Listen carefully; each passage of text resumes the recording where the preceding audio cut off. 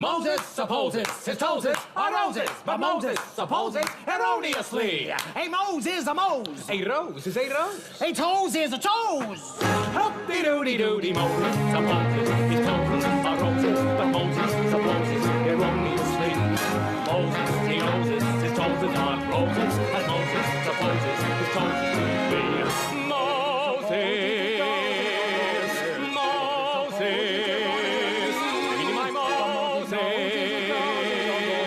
Moses supposes his toes is to be roses, roses, roses, roses, roses, roses, roses, roses. Could be a lily or a daffodil. It's gotta be a rose 'cause it rhymes with Mose. Bonjour Jean-Baptiste. Bonjour Nidia, bonjour à tous. Singing in the Rain, chantons sous la pluie, la comédie musicale cultée de retour donc à Paris. Ça donne envie, hein, ça donne envie ouais. de danser. Moyen très impressionnant, regardez plutôt ces images, ça se passe au Grand Palais à Paris. Le théâtre du Châtelet qui est actuellement en travaux et donc hors les murs et investit cette immense verrière. Vous voyez un peu comment ça s'est passé pour présenter chaque soir à 2500 spectateurs, sans doute l'une de ses plus merveilleuses productions de ces dernières années. Singing in the Rain, c'est d'abord un film signé Stanley Donen et Gene Kelly, avec Gene Kelly et Debbie Reynolds. Et ensuite, c'est devenu un spectacle. Hein, c'est pas l'inverse comme parfois. L'histoire, elle est connue. Elle a inspiré d'autres cinéastes depuis.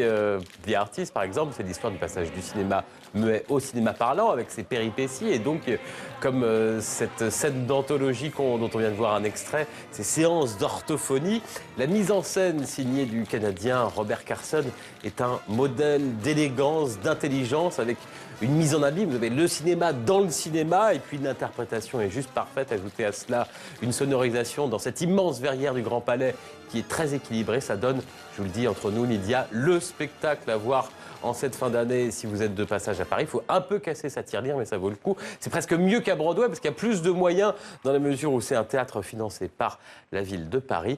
Juste pour le plaisir, allez, la scène cultissime qui donne son nom au spectacle.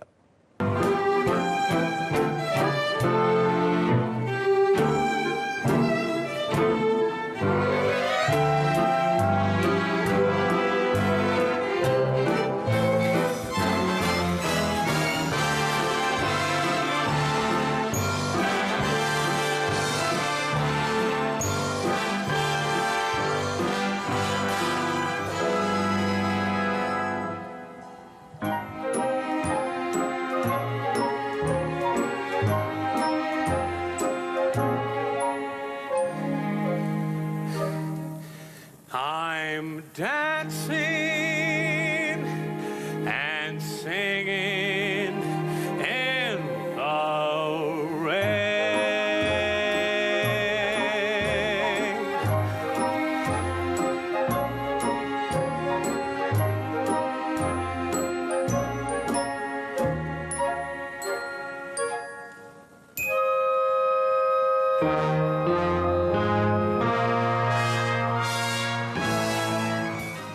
Je vous rassure, Nidia, Dan Burton, cet acteur, chanteur, danseur extraordinaire, est sous une eau à 37 degrés, donc il s'enrhume pas. Ah bon, ça va alors.